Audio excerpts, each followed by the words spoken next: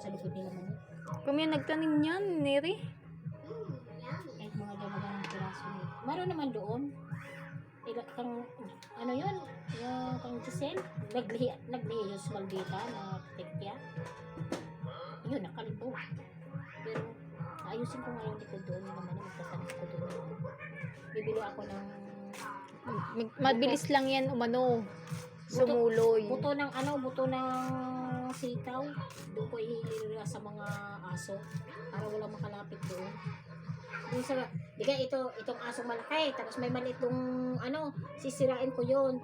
Tamnang ko yun ng talbos ng kamote at saka yung sitaw, yung pagkakang.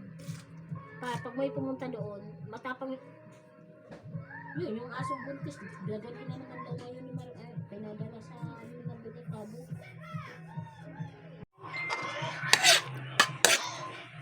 Ayaw kasi mamigay, kaya kunti lang yan.